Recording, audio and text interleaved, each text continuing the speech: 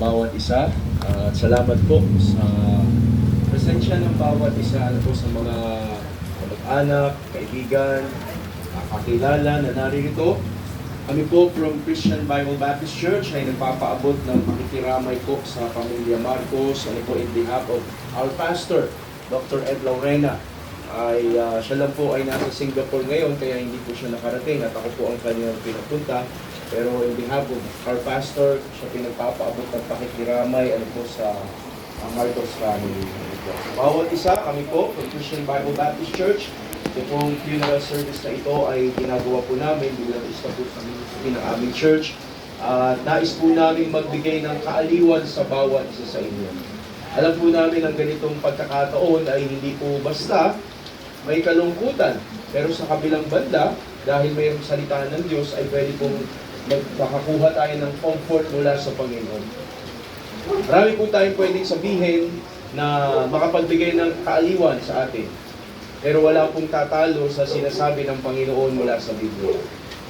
At sa bawat naririto ngayong gabi, ay napakahalaga po ng salita ng Diyos na dapat po nating mapakinggan. Ano po? At meron po akong babasahing talata. Ito po yung makikita natin sa John chapter 14. John chapter number 14. Meron po kami mga kasama na merong dalang Biblia at pwede po natin bahagian yung iba upang mabasa rin po nila yung nakalagay sa banal na kasulatan. Ano po? John chapter 14. Sabi po ng Bible sa verse number 1, "Let not your heart be troubled. Ye believe in God, believe also in me. In my Father's house are many mansions. If it were not so, I would have told you. I go to prepare a place for you, and if I go and prepare a place for you, I will come again and receive you unto myself, that where I am, there ye may be also." These are the words of the Lord Jesus Christ. At nais po namin na ito po ay ating pag-aralan. Napakahalaga po ng salita ng Diyos. Alam ng Panginoon ang kalagayan ng bawat isa sa atin. Especially kapag meron tayong mahal sa buhay. At dumarating sa ganitong pagkakataon, si Tatay Francisco, can you imagine, 83 years old? Sa Bible, ang tao ay meron ng limit. 3 score and 10. 1 score is equal to 20 years. So 3 score, 20, 20, 60 plus 10, 70. Pero si Tatay meron na siyang 83 years old. Ibig sabihin, meron na siyang bonus na 13 years na binigay ng Panginoon sa kanya. Siya ay pinagkatiwalaan ng Panginoon ng buhay. Salamat sa testimonies. Pinakamahalaga po na alaman natin na si Tatay ay minsan din nakapakinig ng Ebanghelyo, minsan din sa kanyang buhay na-realize niya na siya ay makasalanan at kailangan niyang tagapagligtas.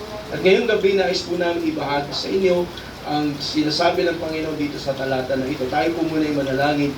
Nakila namin Diyos na po nagpapasalamat sa iyo po kadakilaan sa aming buhay, sa pamilya Marcos.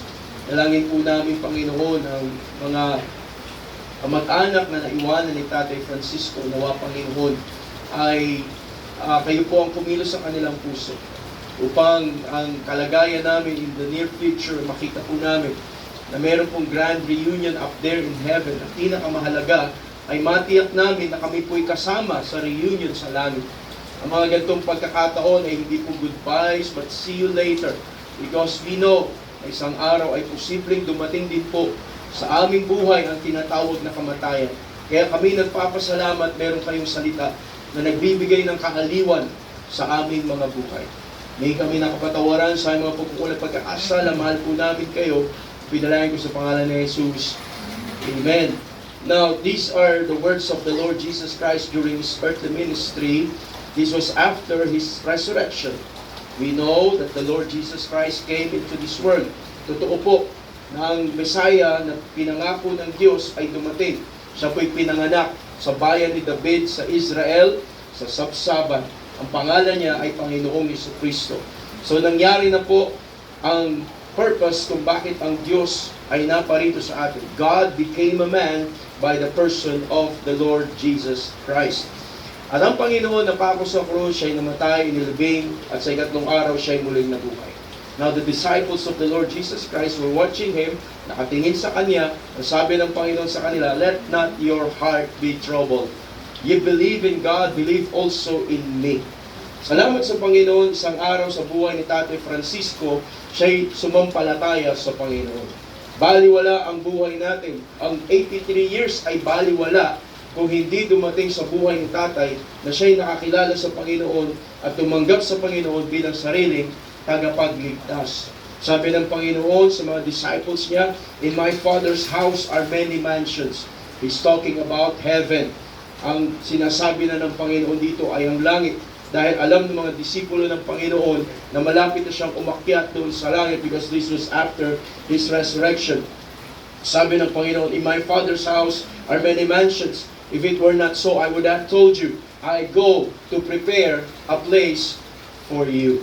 Ang Diyos, ang Panginoon Jesucristo ay may pangako sa kanila na siya'y aalis upang ihanda ang dakong Paraon. Sabi ng Panginoon, "I go to prepare a place for you. And if I go and prepare a place for you, I will come again and receive you unto myself, that where I am, there ye may be also." What a great promise from God. Ito'y pangako ng Diyos nang sabi niya sa kanyang mga disipulo, kung saan ako paroroon, ay doon din kayo paroroon. Can you imagine that? Kaya salamat sa buhay ni Tatay na minsan sa kanyang buhay, siya'y nakakilala sa Panginoon dahil ang Diyos ay mayroong pangako sa kanya na kung saan paroroon ang Panginoong Jesucristo ay doon din siya paroroon. Kaya nga po ang langit, ang lugar ng Diyos. Heaven is a prepared place. Ang langit ay inihanda ng Diyos. Dahil sabi niya, "I go to prepare a place for you." Meron siyang lugar na inihanda sa atin. Kaya nga po ang langit, ang langit na tahanan ng Diyos, heaven is a prepared place for the prepared people of God. Para yan sa mga handa sa pagharap sa Panginoon. Paano tayo maghahanda? Kung titingnan natin yan, 83 years old. Can you imagine, kaka-birthday niya lang, July 5. June ba? July 5. So, June siya birthday. Wow. Ang buhay ng tao maiksi lang. Parati ko po sinasabi every time I preach the gospel sa mga kausap ko, sa tingin niyo po, 50 years from now, nasan tayo? 50 years. Ang 50 years, maiksing panahon lang yan. Marami nagsasabi sa akin, "Oo nga, nasa na kaya ako 50 years from now?" Kaya napakahalaga na ngayon pa lamang ay magkaroon tayo ng katiyakan ng langit. Ang sabi ng Bible sa John chapter 11, verse number 25. John chapter 11, verse number 25. "Jesus saith unto her, I am the resurrection and the life. He that believeth in me, though he were dead, yet shall he live." Now, makita po natin, yung kalagayan po ni Tatay Francisco, yan po nakikita natin ay labi na lamang.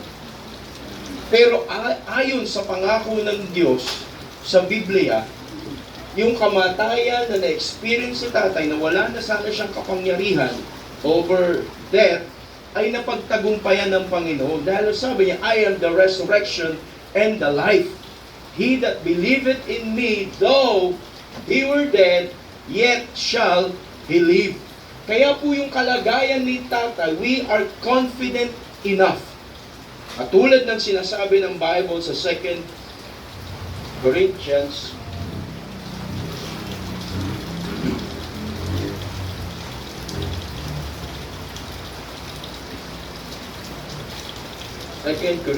chapter 5. Sabi ng Bible sa 2 Corinthians chapter 5, verse number 8. "We are confident, I say, and willing rather to be absent from the body and to be present with the Lord." Meron pong talata sa Biblia, katulad ng nangyari kay Tatay, kaya natin nasasabi na si Tatay, yung kanyang kaluluwa ay wala na po dito at siya'y kapiling na ng Diyos dahil meron mismong nakasulat sa Biblia to be absent from the body. Can you imagine? We are confident. Meron tayong confidence sa sabihin, alam ko, si Tatay nandun na sa langit. Why? Because it is written in the Word of God. Ang sabi ng Bible sa Psalms 116, verse number 15, "Precious in the sight of the Lord is the death of His saints." May mga tao ang Diyos dito sa lupa na ang Panginoon ay masaya na tayo ay i-welcome niya doon sa langit. Katulad ng nangyari kay tatay, dahil siya'y tumanggap sa Panginoon bilang sariling tagapagligtas, we are confident. Alam natin na siya ay nandun na sa langit. Pero bago si tatay nakatiyak ng langit, ay meron siyang na-realize na ipinaliwanag sa kanya mula sa Biblia. Dahil sabi ng Bible sa Romans chapter 3 verse number 23, "For all have sinned." Ang lahat ng tao ay makasalanan. Pag sinabing all, superlative po yan na salita. Ibig sabihin lahat. Walang hindi kasali. Pati ako ay kasali. Ang sabi ng Bible, lahat ay nagkasala nga at hindi makaabot sa kaluwalhatian ng Diyos. Meron pong common denominator ang lahat ng tao. Lahat po tayo ay makasalanan. At dahil tayo makasalanan, ang sabi ng Bible sa Romans chapter 6 verse number 23, "For the wages of sin is death." Ang kabayaran ng kasalanan ay kamatayan. Hindi po ito kamatayang physical. Dahil maraming beses po tayo nakakagawa ng kasalanan, pero hindi pa rin po tayo namamatay. Ang kamatayang tinutukoy ng Bible, the second death, ay yung ikalawang kamatayan. Kamatayang spiritual.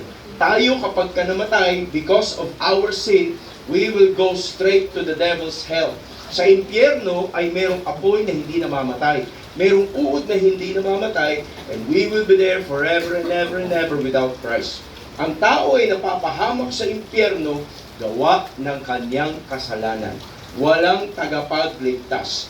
Kaya nga, sa bawat isa sa atin, ang mabuting balita para sa lahat ng taong makasalanan ay ang Panginoong Kristo.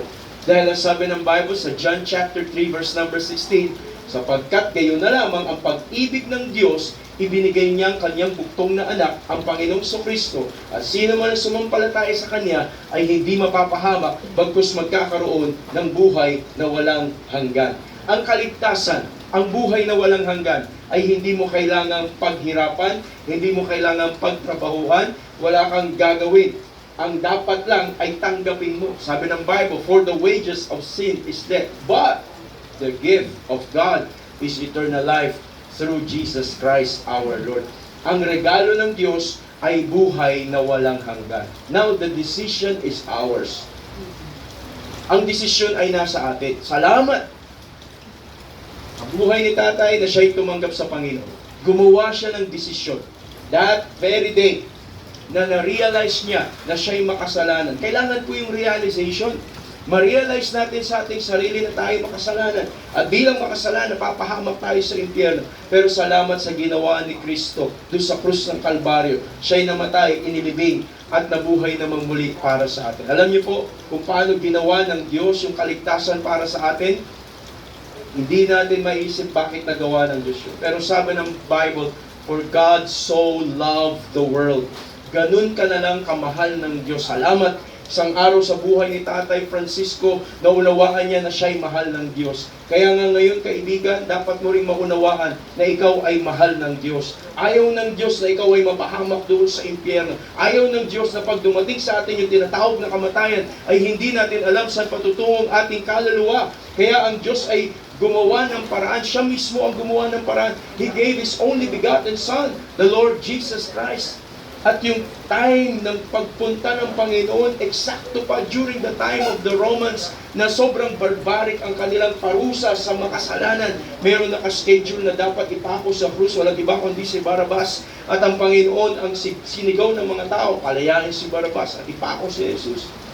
He was scourged, grabe yung hagupit na tinanggap ng Panginoon, yung pahirap. He was lacerated. Punit-punit ang katawan ng Panginoon. Ano sabi ng Bible sa Isaiah chapter 53? "And with His stripes we are healed." Dahil nasugatan ng Diyos, tayo ay nagkaroon ng kagalingan sa ating kasalanan. Salamat sa Panginoon sa Kanyang sakripisyo. He gave His only begotten Son, the Lord Jesus Christ. The crown of thorns, yung pagkapako sa Panginoon, pinasan niya yung cross, siya ay kinoronahan ng tinig, siya ay minura, ginawa na lahat sa kanya. Kasama ng Bible sa Isaiah chapter 52, he was so marred. Yung kanyang visage talagang nasira. Nung ang Panginoon ay nakapako sa krus, sabi ng Bible, no beauty can be found in Him. Kaya nga yung picture na nakikita natin, hindi yun yung representation talaga ng Panginoon. If you're going to study the Word of God, ang sabi ng Bible, Jesus Christ was brought as a lamb to the slaughter. Ang Panginoon nandun, tuguan, and every drop of blood na binigay ng Diyos para sa atin. Paano pa tayo maliligtas without the blood of the Lord Jesus Christ? There's no remission of sins or without the shedding of the blood. Kung hindi dahil sa dugo, because it pictures yung ginagawa nilang custom na sila ay naghahanap ng sheep na walang bahid ng kahit anong kasalanan. It represents the Lord Jesus Christ. Kaya nga yung paniniwala nila na merong Masayang darating ay dumating, mas paniniwalaan natin dahil ang pinananampalatayanan natin ay yung dumating na ipinangako. At ang Panginoon ay merong pang pangako na siya'y muling babalik. Pero salamat sa Panginoon ngayong gabi ito na unawaan natin tayo ay makasalanan at bilang makasalanan, ano ang kailangan natin gawin? Sabi ng Bible sa Romans chapter 10 verse number 13, for whosoever shall call upon the name of the Lord shall be saved. He's just one call away. Paano po ba tayo tumatawag sa Panginoon sa pamagitan ng panalangin?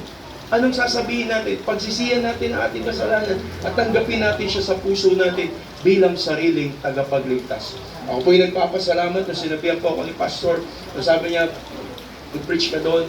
Sabi ko, na-witnessan po ba si Tatay Francisco? Sabi niya, na-witnessan si Tatay Francisco. Sabi ko, I am glad na yung funeral service natin, alam natin yung nakahiga dito sa kabango ay tumanggap sa Panginoon bilang sariling tagapagligtas. At alam natin siya ay kapiling na ng Panginoon ngayong gabi. At mula sa salita ng Diyos ngayong gabi, pwede rin natin magaya yung ginawa ni Tatay na siya'y tumanggap sa Panginoon bilang sariling tagapagligtas. Ang sabi ng Bible, sino man tatawag sa pangalan ng Panginoon ay maliligtas. So sabi ng Bible, that if thou shalt confess with thy mouth the Lord Jesus and shalt believe in thine heart that God hath raised him from the dead, thou shalt be saved. For with the heart man believeth unto righteousness, and with the mouth confession is made unto salvation. Kailangan natin sambitin sa ating bibig. Sabi ng Bible, mouth confession. Confess natin, Lord, I'm sorry, makasalanan ko ako. Naunawaan ko po na ako'y mapapahamak patungong impyerno. At ngayon mismo, tinatanggap kita sa aking puso bilang sariling tagapagligtas. Ito'y panalangin na gagawin natin at sasampalataya tayo sa Panginoon. Hindi sa magitan ng pag-anib ng relihiyon, hindi sa pagsunod sa 10 utos, maganda po yan, pero ang paraan ng Diyos ay si Kristo. Wala nang pangalan sa silong ng langit na sukat ikaligtas maliban sa pangalan ng Panginoong Jesucristo.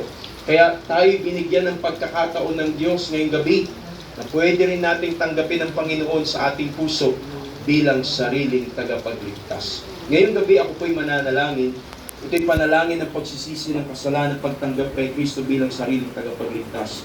Marahil ngayon ka palang nakapakinig ng pangangaral ng Ebanghelyo, huwag mong palampasin ang araw na ito. Ang pinakamahalaga, meron tayong grand reunion up there in heaven. Tumanggap din po tayo sa Panginoon bilang sariling tagapagligtas. Sarang panalangin ating gagawin, ito po'y sasambitin ko.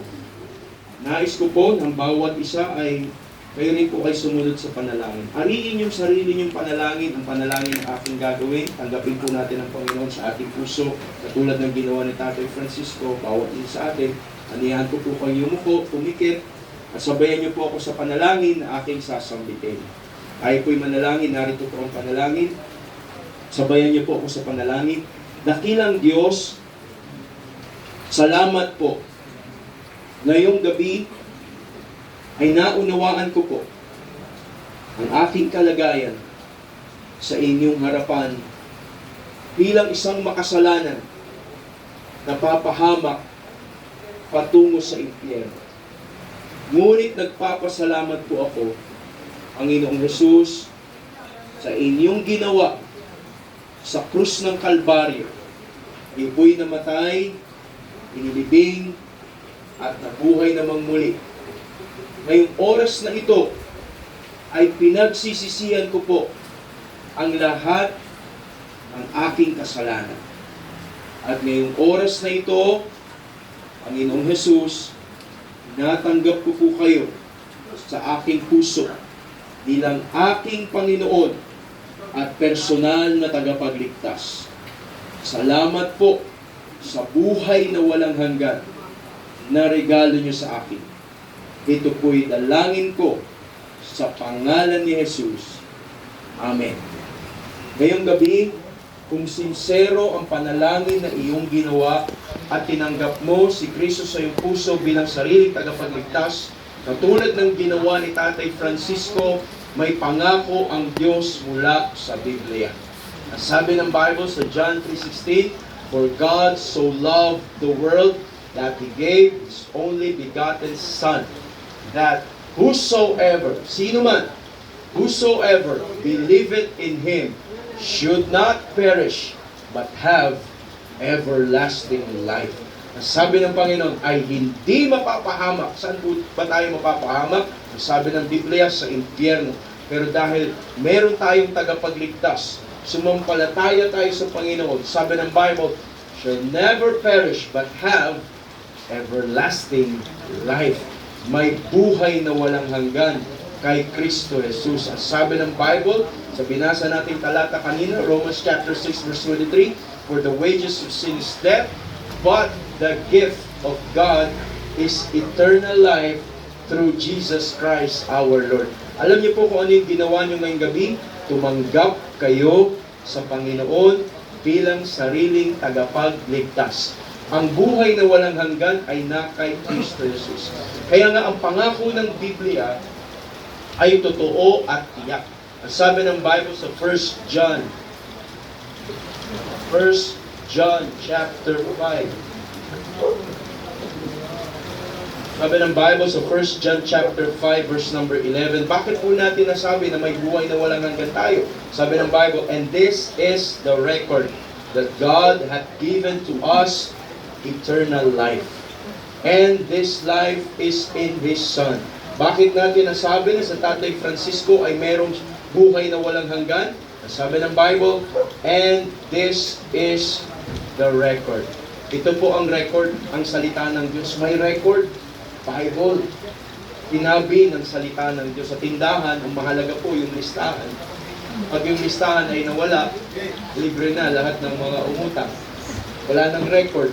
Pero sa atin, bilang mananampalataya, salamat, isinulat ng Diyos. Sabi ng Bible sa verse 12, "He that hath the Son hath life, and he that hath not the Son of God hath not life." Si Tatay Francisco, masasabi natin siya ay nasa langit dahil meron siyang Kristo sa kanyang puso. Kung wala siyang Kristo sa kanyang puso, wala siyang buhay. Sabi ng Bible sa verse number 13, "These things have I written unto you that believe on the name of the Son of God, that ye may know that ye have eternal life, and that ye may believe on the name of God." That's why we are confident. To be absent from the body is to be present with the Lord. Si Tatay ay may pangako ang Panginoon sa kanya. Binigyan siya ng kapayapaan sa kanyang puso, buhay na walang hanggan. Ganon din naman sa bawat isa sa atin na ngayon ay tumanggap sa Panginoon. Naunawaan ko bakit ako nagkaroon ng katiyakan ng langit. Hindi dahil mabait ako, hindi dahil mabuting tao ako, hindi dahil hindi ako nagsisinungaling, dahil wala akong bisyo, dahil kaanib ako sa isang simbahan. Hindi po yun ang paraan ng Diyos ng kaligtasan. Ang paraan ng Diyos ng kaligtasan ay walang iba kung hindi ang Panginoong Kristo na tinanggap ni Tatay Francisco at tinanggap din natin ngayong gabi.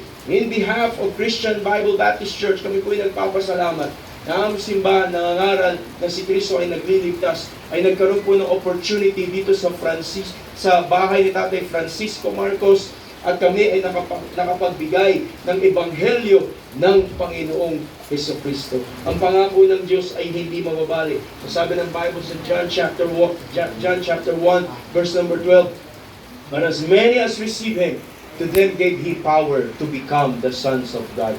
Hindi lamang po pangako ng Diyos kay Tatay na hindi na siya mapapahamak, hindi lamang pangako ng Diyos na binigay sa Kanya at sa atin, buhay na walang hanggan, kung hindi binigyan pa po ng Diyos ang bawat isa sa atin ng kapangyarihan na maging anak ng Diyos. That's why tonight, we are now brothers and sisters in Christ. Amen. Ang sabi ng Bible, but as many as receive Him, to them gave He power to become the sons of God.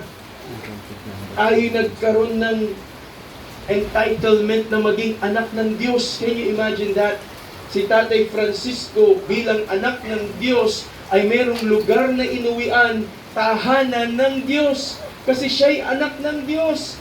Siya'y pumunta sa langit dahil merong Kristo na nagbayad ng kanyang kasalanan doon sa krus ng Kalbaryo, ginawa ng Panginoon yan 2,000 plus years ago. Marami nag-testify. It is recorded in the Bible na meron tayong tagapagligtas. Kaya't ngayong gabi, kami nagpapasalamat na merong mga sumabay sa panalangin at tumanggap sa Panginoon bilang sariling tagapagligtas. Dahil ang pangako ng Diyos sa mga believers during the time of the Lord Jesus Christ, nung sinabi ng Panginoon, kung saan ako paroroon, doon din kayo paroroon.